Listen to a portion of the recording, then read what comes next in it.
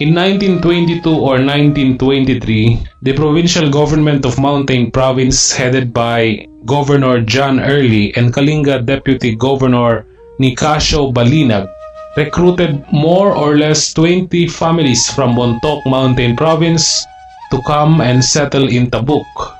To get to Tabuk, they have to walk and ride horses. They scouted the Gobgob area and crossed the Chico River, but would finally choose the flat land in what is now Barangay Bantay as their settlement. They called their settlement as Bontoc Colony.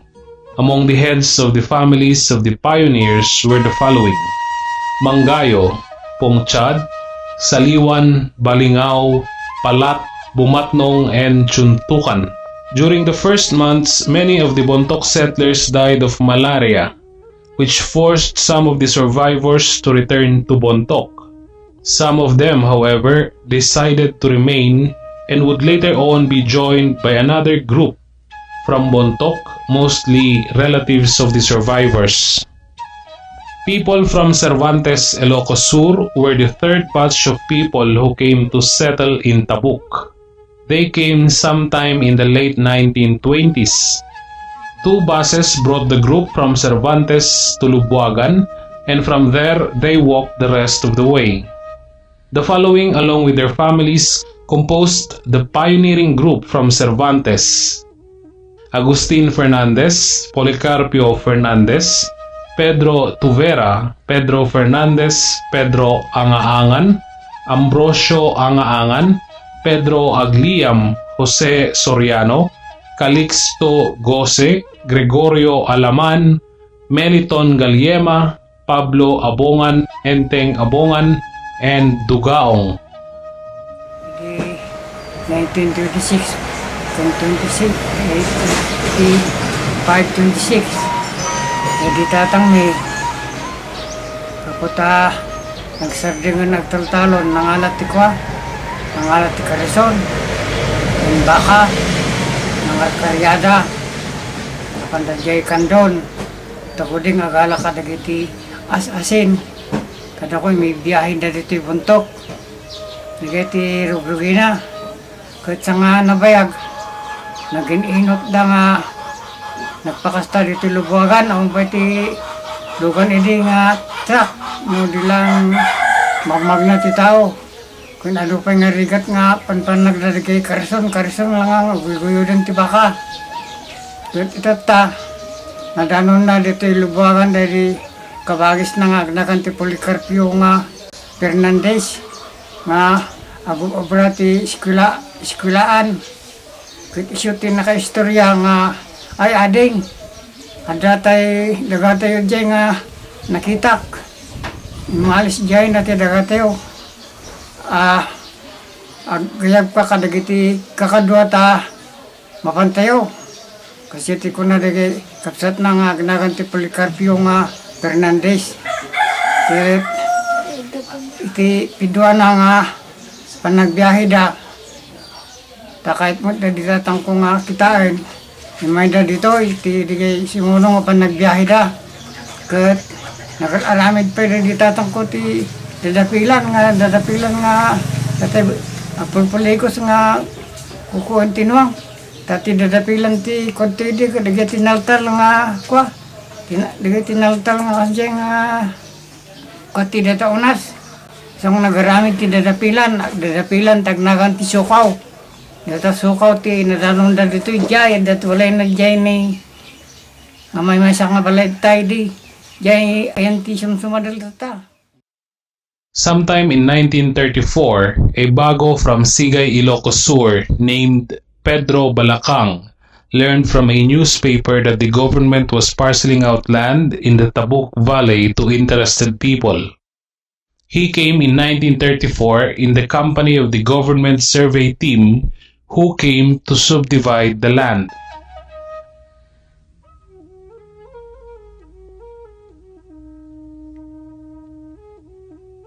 He went back home to invite more Bagos to come, making the Bagos the fourth batch of settlers who came to people Tabuk. With its wide fertile plain which was virtually uninhabited, Tabuk was a stark contrast to the mountainous terrain of the hinterlands of Ilocos Sur, where they originally resided. Among the Bagos who positively responded to the call of Balakang and came to Tabuk in time for the distribution of land and thus obtained homesteads were the following: Leon Bangisan, Roman Baduyen, Alejandro Dapasen, Marcos Malagay, Santiago Pugongan, Francisco Pugongan, Francisco Bangisan, Cosme Sadan, a certain Kawaing, Roberto Dagwasi, Eufemio Ramos, Raimundo Tamangen, Luis Paicoco, Luis Gumpad, Rufino Tayaben, Marcelo Dingwaset, Filomeno Tayoknog, Feliciana Takayan, Dalmasio Bayudang, Evaristo Libed, Martin Libed, Jose Mongaw, Apolonio Buwaken, Crisostomo Galang, Ermito Payaki Sr., and Rosendo Wayet. According to the late Bulanao pioneer Lauro Arizala in his booklet The Dream He Believed to Survive, the first settlers of what is now Bulanao were Francisco Viloria and Pastor Florendo, two Ilocanos from Balawan, La Union. They obtained homesteads in Bulanao in 1935 and settled there that same year. During that year, Arizala, who was a native of San Antonio, Zambales, and was then teaching at the Kalinga Academy in Lubuagan, also obtained a homestead in Bulanao and joined Florendo and Viloria. Many settlers died of the deadly malaria disease, the foremost obstacle to the settlement of the Tabuk Valley, which was then a hotbed for the disease. Now you were asking about when yung sakit, number 1 na sakit, malaria. Dahil dati number 1 na sakit, kitsab-sabali pa iti malaria, hindi tali dyan ay ayog food kirao, talaga nga agbara, anya, aglamin pa, mo na. Yung dalawa, nagbara, ang dalawa, nagkuyot-kuyot, yun, makikita mga tao kasi dyan, nagkuyot-kuyot. And no, awan ti immunity, little by little akin, ito no, bigay nga sistema na natin malaria, every other day, every 3 days, nagsakit naman na, yung tanungan, yung manaw, paslaman lang nga, datay, nakalagay mo pumanawan na, after 3 days, or after 1 day, depende, magyan ang klase dyan ng malaria, sakit ka mo na,